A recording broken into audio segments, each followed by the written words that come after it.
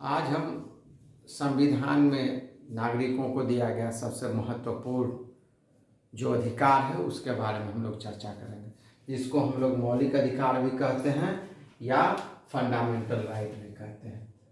मौलिक अधिकार या इसको फंडामेंटल राइट भी कहते हैं।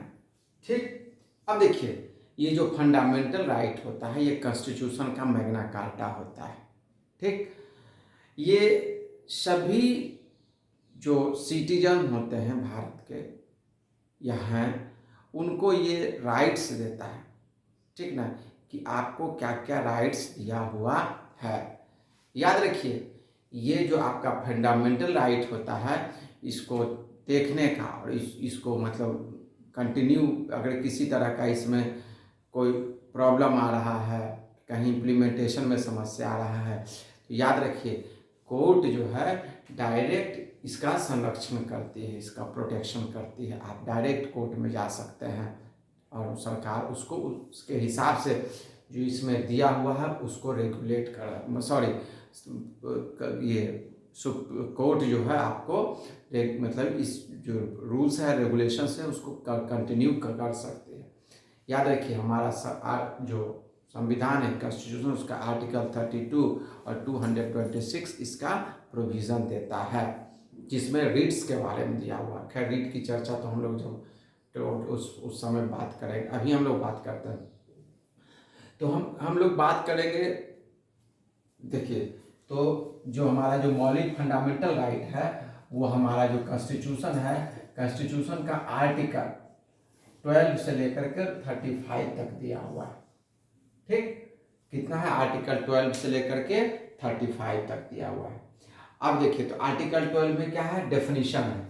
तो डेफिनेशन का मतलब हो इसमें क्या है? तो आर्टिकल 12 कहता है कि यहाँ पर स्टेट का मतलब क्या होता है, सो समझिए। स्टेट का मतलब होता है कि पार्लियामेंट, ठीक ना, गवर्नमेंट और एंड पार्लियामेंट ये सेंट्रल लेवल पर है, ठीक ना, और या गवर्नमेंट और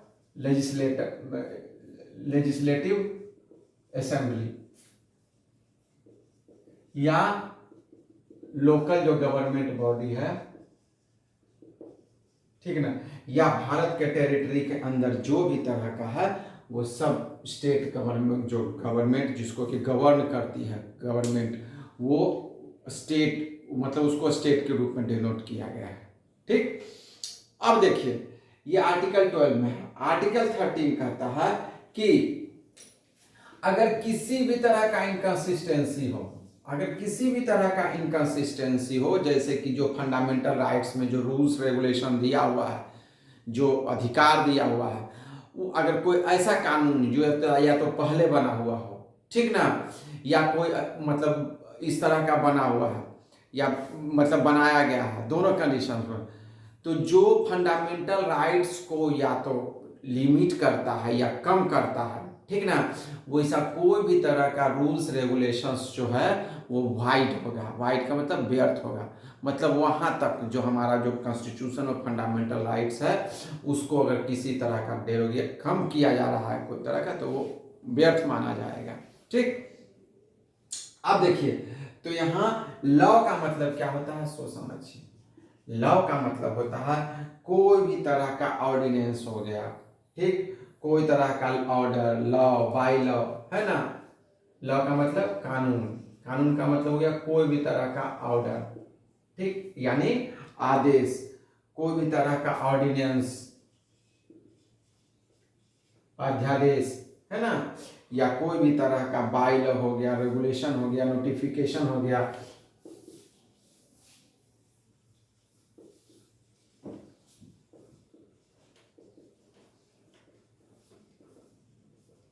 या कोई भी है, ये जो आता है आपका किसमें, ये लॉ में आता है। जो ये इस सेक्शन के बिहार पे, ये इस सेक्शन में डिफाइन किया गया है।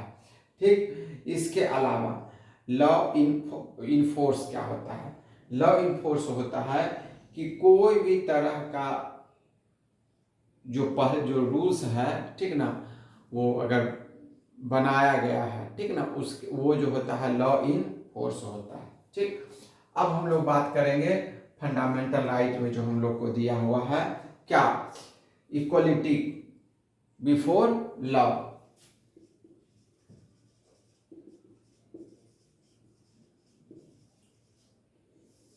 ये जो आपका है आर्टिकल 14 से लेकर के आर्टिकल 18 के बीच है। ठीक। तो इसमें सबसे पहले आर्टिकल 14 क्या कहता है, ठीक ना, कि कोई स्टेट जो है, स्टेट के नज़र में सभी जो है, आर्टिकल 14 कहता है स्टेट के नज़र में जो भी है, ठीक, या स्टेट का जो कानून है उस कानून के नज़र में सब क्या है? इक्वल है, किसी तरह का कोई तरह का डिफरेंस नहीं है। ये हमको आर्टिकल 14 बताता है with in territory of India. अब देखिए आर्टिकल 14 क्या कहता है? आर्टिकल 14 कहता है कि कोई भी तरह का डिस्क्रिमिनेशन नहीं किया जा सकता है। ठीक। क्या? किस आधार पर? कोई भी तरह का रिलीजन हो, रेस हो, सेक्स हो, है ना, किस तरह का किसी भी कास्ट हो, है ना, किसी भी तरह का आप डिस्क्रिमिनेशन नहीं कर सकते हैं।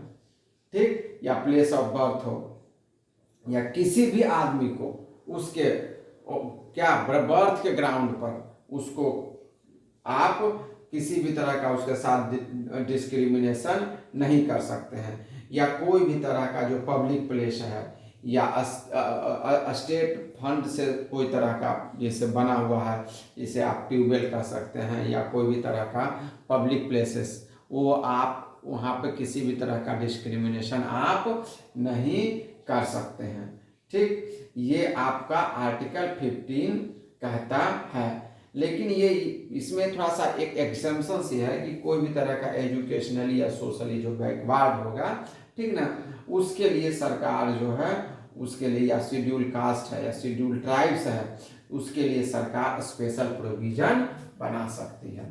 ठीक। एग्जेम्पशन क्या है? एग्जेम्पशन जो है स्पेशल प्रोविजन किसके लिए?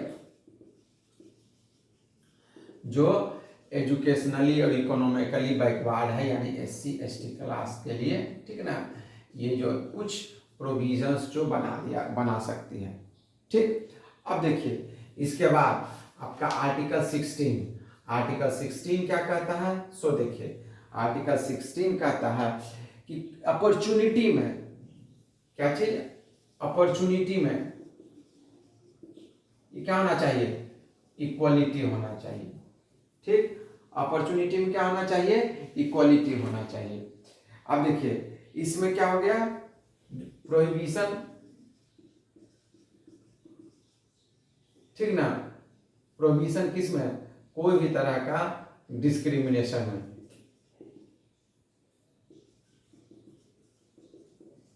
ठीक। डिस्क्रिमिनेशन मतलब भेदभाव हो जाता है। प्रोहिबिशन मतलब रोकना, रोकथाम करना, प्रतिषेध, उसको उससे रोकथाम करना, है ना। ये प्रोहिबिशन है, किसी भी तरह का डिस्क्रिमिनेशन आप नहीं कर सकते हैं। कहाँ कहाँ? किसी भी स्टेट ओन्ड कोई भी तरह का जो पब्लिक प्लेस है या पब्लिक यूज, जैसे आप सपोज कीजिए एक छोटा सा मतलब ये पब्लिक यूटिलिटी जो बेल्स है ना, इस तरह का जो या मतलब पब्लिक जो टॉयलेट है, इस तरह का ही आप छोटा छोटा ये चीज़ आप समझिए इस बात को। ठीक ना। तो हाँ, आप उसका डिस्क्रिमिनेशन आप नहीं कर सकते हैं। ठीक। लेकिन उसमें कुछ स्पेशल प्रोविजंस दिया हुआ है। इसके बाद अपॉर्चुनिटी में इक्वलिटी होना चाहिए, यानी सबको क्या होना चाहिए? इक्वल अपॉर्चुनिटी मिलना चाहिए। किसमें? पब्लिक एम्प्लॉयमेंट में।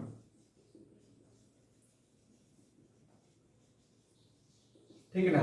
कोई भी तरह का पब्लिक एम्प्लॉयमेंट में सबको इक्वल अपॉर्चुनिटी मिलना चाहिए।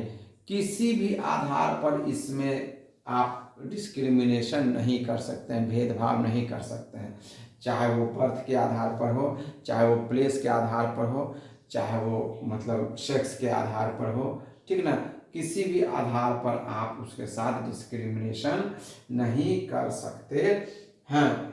लेकिन इसके आधार पर कुछ एग्जेम्पशन है। ये अब देखिए, इसमें एग्जेम्पशन ये है कि सरकार जो है, जो भी इकोनॉमिकली या फिर क्या बोलते हैं, मतलब या तो कहे कि ये जॉब में या नौकरी में इस तरह से कहीं भी उसको लग रहा है कि कोई जो मतलब इकोनॉमिकली बैकवर्ड क्लासेस है, यानी कि एससी और एससी एसटी, अगर इकोनॉमी लगता है कि इसका जो है, ठीक ना, एप्रोप्रिएट प्रेजेंटेशन नहीं है, अगर ऐसा लगता है कि उसका एप्रोप्रिएट प्रेजेंटेशन नहीं है, मतलब होना चाहिए जिस अनुपात में, उस आधार पर नहीं है, तो सरकार जो है इसके लिए स्पेशल प्रोविजन बना सकती है, ठीक ना, ये एग्जेम्पशन होता है। ठीक, अब देखिए इसके बाद आर्टिकल 17 क्या कहता है, सो देखिए आर्टिकल 17 कहता है एबोलिशन ऑफ अनटचेबिलिटी। ठीक, यानी कि जो अनटचेबिलिटी है, इसको हिंदी में बोलते हैं अस्पृश्यता, ठीक ना, अस्पृश्यता को क्या कर देना है, समाप्त कर दिया गया है। यानी कि अब देखिए यहाँ अस्पृश्यता का मतलब, यहाँ अनटचेबिलिटी का मतलब हो गया on the basis of caste, ठीक ना, सेक्स, रिलीजन, वो आता तो सब कुछ है, लेकिन आप इसी आधार पर नहीं मान सकते कि किसी तरह का अनटचेबिलिटी को यहाँ पर क्या किया गया है, माना गया है कि अगर आप उस तरह का यूज करते हैं तो पनिशेबल ऑफेंस ही आपके लिए है। क्या है, पनिशेबल ऑफेंस, मतलब आपके लिए दंड, ये मतलब आप ये क्या कर रहे हैं, आप कानून का उल्लंघन कर रहे हैं, आपको इसके लिए कानून के तहत विधि सम्मत कार्रवाई आपके ऊपर किया जा सकता है। अब देखिए इसी कारण जो आप देखे होंगे कि SC ST एक्ट में, ठीक ना, बनाया जो गया है, एक्चुअली इसी कारण से बनाया गया है कि किसी भी तरह से अस्पृश्यता या जो मतलब जो भी इस वर्ग के लोग हैं, ठीक ना, उस वर्ग के लोगों को किसी भी तरह का मतलब भेदभाव जो है, किसी तरह का मतलब इस तरह का उसको मतलब यूज मतलब प्रताड़ना नहीं सहना पड़े या उसको झेलना नहीं पड़े। ठीक, इसके अलावा आर्टिकल 18 क्या कहता है, सो देखिए आर्टिकल 18 कहता है abolition of title, abolition of title, उपाधियों का अंत। तो उपाधि क्या मिलता है, जैसे कि आप जो है, ठीक ना, मिलिट्रली यानी मिलिट्री और एकेडमिक, है ना, इस सिस्टम के अलावा आप किसी भी तरह का जो है टाइटल आप इस्तेमाल नहीं कर सकते हैं, या वैसा टाइटल जो जो स्टेट के द्वारा, यानी स्टेट का मतलब समझिए, जो स्टेट के द्वारा उसको प्रोवाइड किया गया है। इसके अलावा अगर कोई जो नॉन रेसिडेंट ऑफ इंडिया है, लेकिन वो इंडियन गवर्नमेंट में, ठीक ना, ऑफिस ऑफ प्रॉफिट के रूप में लाभ के पद पर अगर वो काम कर रहा है, ठीक ना, तो और उसको किसी फॉरेन जो गवर्नमेंट से या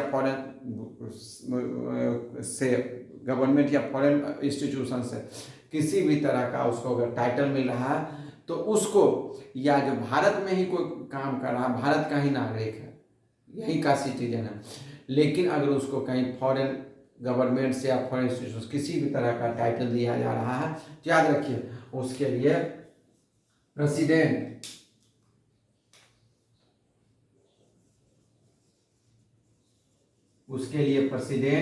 का वहाँ पर जो अनुमति है, यानी कि वहाँ पर प्रेसिडेंट का जो मतलब उसको मिलना आवश्यक है। प्रेसिडेंट जब उसको अलाउ कर देता है, ओके कर देता है, तभी आप उस टाइटल को एक्सेप्ट कर सकते हैं। ये हमारा आर्टिकल 12 से लेकर कर 18 तक का टॉपिक है। इसके अलावा हम लोग आज बात एक और टॉपिक के बारे में बात करते हैं, आर्टिकल 19 के बारे में। आर्टिकल 19 जो है हमको क्या देता है, कुछ प्रोटेक्शन देता है। प्रोटेक्शन क्या देता है, जिसको हम लोग बोलते हैं राइट टू फ्रीडम। फ्रीडम, आज़ादी। क्या आज़ादी देता है, आज़ादी हमको ये देता है कि कोई भी तरह का स्पीच आप जो है भाषण दे सकते हैं, है ना, आप लोगों को संबोधित कर सकते हैं, एक्सप्रेस। राइट फ्रीडम क्या है, स्पीच का और एक्सप्रेशन का, यानी कि आप भाषण देने के लिए आप दे सकते हैं, कोई अपनी बात को लोगों के बीच जो है अपनी बात को बता सकते हैं। इसके अलावा असेंबली, ठीक ना, असेंबली पीसफुली, ठीक ना। अब जिसे देखिए आप देखते होंगे कि हम कोई भी तरह का, जैसे कि हाल ही में कुछ स्टूडेंट्स का हुआ था, तो क्या है, आप पीसफुली प्रोटेस्ट कर सकते हैं सरकार के खिलाफ, क्योंकि डेमोक्रेसी है। डेमोक्रेसी में अगर हम सरकार की बातों से सहमत नहीं हैं या लगता है कि सरकार को कोई बात बताना बहुत ज़रूरी है और सरकार उस बात को सुन नहीं रही है, तो हम उसके लिए प्रोटेस्ट कर सकते हैं। प्रोटेस्ट, लेकिन हाँ, प्रोटेस्ट भी पीसफुली होना चाहिए, ठीक। इसके अलावा पीसफुली और विदाउट आर्म्स, ठीक ना। आजकल देखते होंगे कि स्पीच में तो है कि मतलब स्थिति तो बोलने का कोई सिस्टम ही नहीं है ना।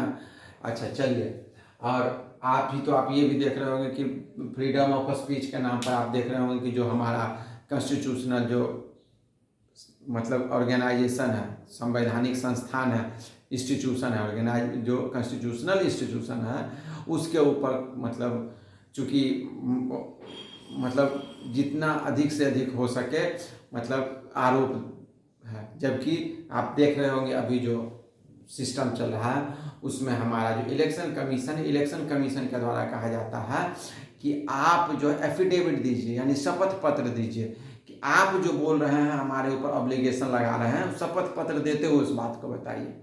लेकिन यहाँ तो राजनीति का अपना फंडा है, उसको पता है कि जनता को बेवकूफ़ आसानी से बनाया जा सकता है, ठीक ना। ये सोचती है, लेकिन जनता हालांकि मूर्ख है नहीं, लेकिन फिर भी जो अपना अपना जो इस तरह का जो मिसरिप्रेजेंटेशन करता है ना, तो उसको ऐसा लगता है, ठीक। अब प्रोटेस्ट के नाम पर तो शाहीन बाग का प्रोटेस्ट आप देखें पीसफुली था, लेकिन देश में दिल्ली का क्या स्थिति किया था। खैर आगे हम लोग बात करेंगे।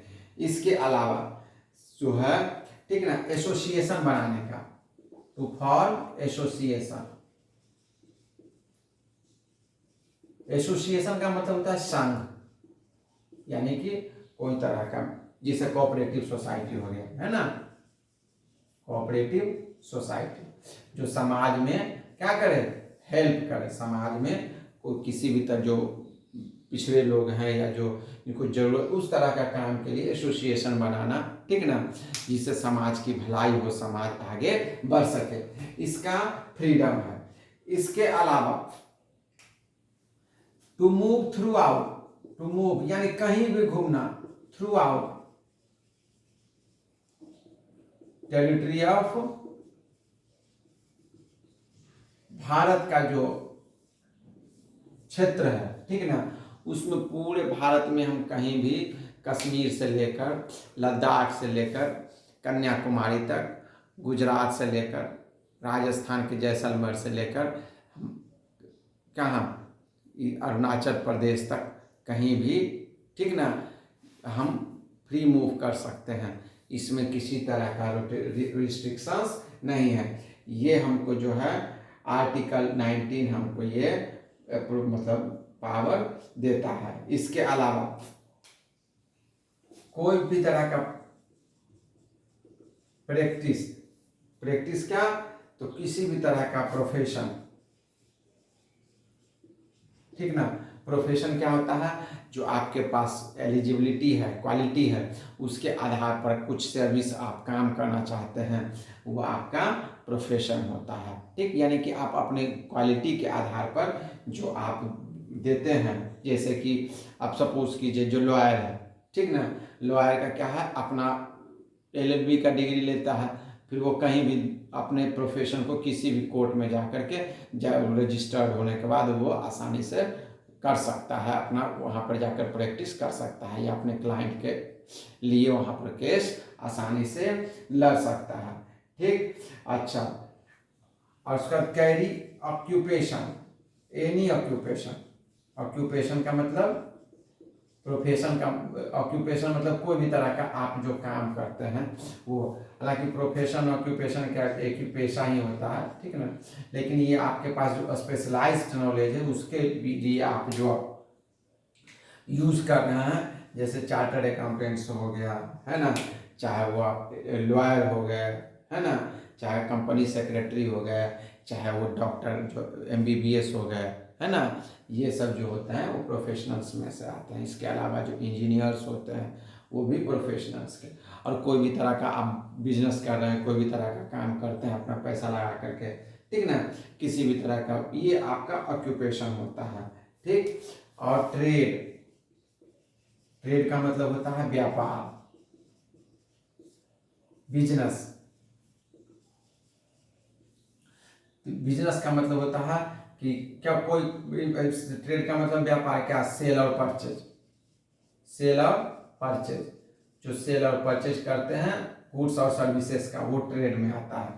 ठीक, बिजनेस का मतलब होता है प्रोड्यूस कर रहे हैं, एनीथिंग, एनीथिंग का मतलब गुड्स और सर्विसेज ही प्रोड्यूस कर सकते हैं, ठीक ना। तो ये हमको फ्रीडम, जो हमको राइट फ्रीडम का मिला हुआ है आर्टिकल 19 में। नेक्स्ट टॉपिक्स में हम बात करेंगे जो हमको आर्टिकल 20 से लेकर के मतलब 30 तक, 31 तक जो प्रोविजंस हैं उसके बारे में हम लोग बात करेंगे। ठीक, ये वीडियो अच्छा लगा तो ज़्यादा से ज़्यादा शेयर कीजिए, लोगों को, जो पढ़ने वाले बच्चे हैं, पढ़ने वाले बच्चे को ज़रूर शेयर कीजिए ताकि हम ज़्यादा से ज़्यादा लोग सब्सक्राइब करें। धन्यवाद। जय हिंद, भारत माता की जय।